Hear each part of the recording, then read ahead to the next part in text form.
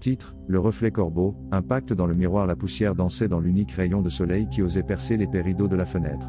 Anna, avec ses jeunes 22 ans, sentait le poids de l'ancienne maison sur ses épaules.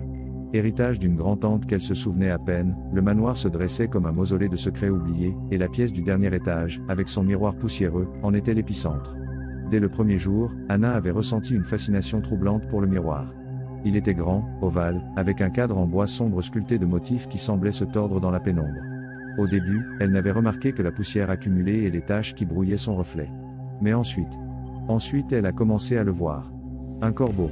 Au début, ce n'était qu'une ombre sombre, une tache dans le coin de l'œil lorsqu'elle se regardait dans le miroir. Elle pensa que c'était le produit de la fatigue, de la poussière dans l'air, de l'atmosphère oppressante de la maison. Mais le corbeau est devenu plus défini, plus présent, perché sur son épaule reflétée, avec des plumes noires brillantes et un regard. Un regard étrangement humain. Les yeux du corbeau étaient ce qui la troublait profondément. Ce n'étaient pas les yeux ronds et inexpressifs d'un oiseau, mais des yeux humains, enfoncés et sombres, remplis d'une intelligence inquiétante et d'une malice silencieuse.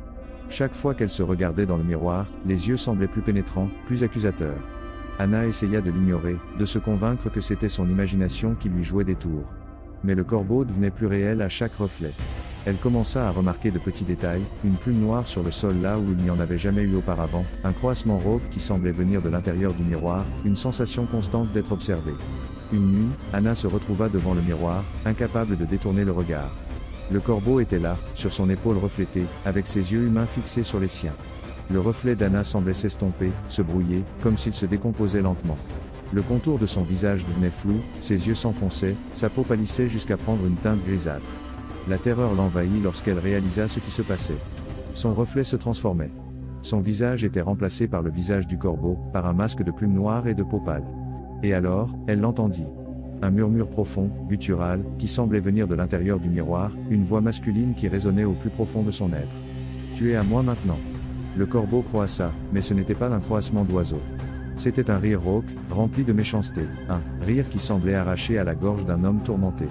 Anna essaya de crier, mais sa voix resta bloquée dans sa gorge. Elle recula du miroir, trébuchant sur une chaise qui tomba au sol avec fracas. Elle courut vers la porte, mais la poignée était froide et glissante dans sa main. Elle ne pouvait pas la tourner. Elle était piégée. Elle se retourna vers le miroir. Son reflet avait complètement disparu.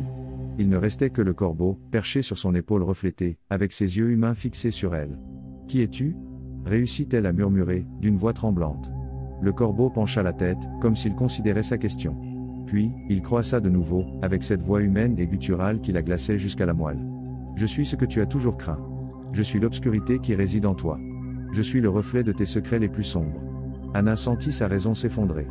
La pièce tournait autour d'elle, la poussière dansait comme des spectres autour d'elle, et le miroir s'étendait devant elle comme un abîme insondable. Elle essaya de se rappeler comment elle était arrivée là, ce qui l'avait amenée à cette maison maudite. Elle se souvint de l'héritage inattendu, de la curiosité malsaine qui l'avait poussée à explorer le grenier, de la fascination maladive pour le miroir poussiéreux. Alors, elle se souvint de quelque chose d'autre. Quelque chose qu'elle avait essayé d'oublier, quelque chose qu'elle avait enterré au plus profond de sa mémoire. Elle se souvint de sa grand-tante, une femme solitaire et excentrique qui vivait isolée dans le manoir. Elle se souvint des rumeurs qui circulaient à son sujet, des chuchotements sur des pratiques étranges et des pactes obscurs. Elle se souvint d'une histoire en particulier, une légende qui parlait d'un miroir maudit, capable de voler l'âme de ceux qui osaient le regarder. Le corbeau croassa de nouveau, comme s'il lisait ses pensées. Elle a fait un pacte, dit-il de sa voix masculine et gutturale. Un pacte pour obtenir la jeunesse éternelle. Mais le prix était son âme. Et maintenant le prix retombe sur toi. Anna comprit alors. Sa grand-tante avait fait un pacte avec le corbeau dans le miroir. En échange de la jeunesse éternelle, elle lui avait offert son âme. Et maintenant, le corbeau était venu réclamer ce qui lui était dû. Elle sentit une force invisible qui l'entraînait vers le miroir. Elle essaya de résister, mais c'était inutile. Ses pieds se mouvaient seuls, comme s'ils étaient contrôlés par une volonté étrangère. Elle s'approcha du miroir, de plus en plus près, jusqu'à ce que son visage soit à seulement quelques centimètres de la surface froide et poussiéreuse. Elle vit son reflet s'évanouir complètement, remplacé par l'image du corbeau, avec ses yeux humains fixés sur les siens. « Non. S'il te plaît, implora-t-elle, d'une voix à peine audible. Le corbeau sourit, un sourire cruel et impitoyable qui lui glaça le sang. « Trop tard, murmura-t-il de sa voix masculine et gutturale. Tu es à moi maintenant. » L'image du corbeau s'étendit, l'enveloppa, la consuma complètement. Anna sentit son corps s'évanouir, son âme être absorbée par l'intérieur du miroir. Un dernier cri silencieux s'étouffa dans l'obscurité. Dans la pièce, il ne resta que le miroir, avec sa surface poussiéreuse et son cadre en bois sombre. Le reflet d'une pièce vide, silencieuse et pleine de secrets. Et sur l'épaule reflétée, un corbeau, avec des yeux humains, observait avec une satisfaction silencieuse. Le pacte était complet. Le miroir avait réclamé une nouvelle âme. Dehors, dans la nuit noire, un croassement rauque résonna dans le silence. Un croassement qui sonnait étrangement comme un rire humain.